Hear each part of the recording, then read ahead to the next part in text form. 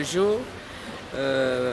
Merci de l'occasion qui m'est donnée ce matin à cette deuxième journée de la conférence Afravi de Montpellier pour parler un peu du CIRAD, qui est le consortium international des relations d'aide à distance que je préside depuis quelques jours.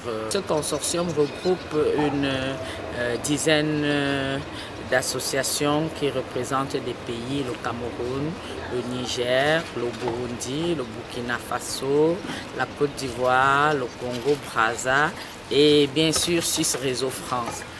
J'ai eu l'opportunité de présenter ce consortium au symposium. Et les grandes lignes de ce symposium portaient beaucoup plus sur le dynamisme des lignes, la motivation de l'État, des États pays à supporter les activités de cette ligne, puisque nous avions constaté, et ça les uns ne peuvent pas nous le démentir, que cet outil qui semble être nouveau mais vieux est un outil qui participe énormément à la prise en charge globale des maladies liées au VIH, aux hépatites et autres, sans ignorer que en dehors de ces maladies VIH et hépatites, il y a bien sûr d'autres thématiques qui sont greffées autour de la ligne. Nous avions constaté que cette ligne est devenue un observatoire dans les pays où les nouvelles thématiques se font ressentir.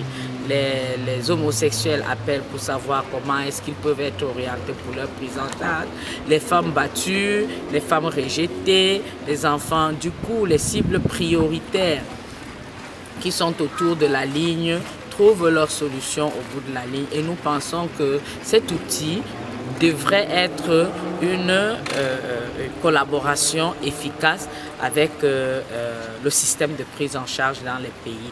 Et nous exhortons les pays qui ne sont pas encore activés dans ce processus d'essayer de voir dans quelle mesure donner l'opportunité aux personnes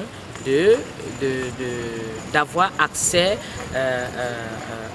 à cette ligne pour avoir l'information, surtout que cette ligne a une caractéristique particulière, le non-jugement, qui empêche la discrimination. On n'a pas besoin de savoir celui qui est au bout du fil qui appelle. On n'a pas besoin de connaître son identité,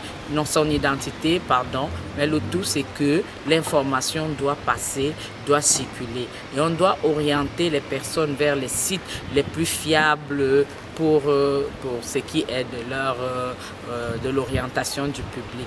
Ce qui fait en sorte que, sans toutefois vouloir tergiverser dessus, une prise en charge sans relation d'aide à distance ne serait pas une prise en charge efficace à mon avis. Je voudrais également profiter de cette opportunité pour remercier nos différents partenaires techniques. Je voudrais parler de Suisse Réseau pour leur transfert de compétences techniques dans les pays du Sud, et également les partenaires financiers qui sont FEI et la mairie de Paris pour l'appui qu'ils nous apportent pour faire vivre nos lignes dans les pays.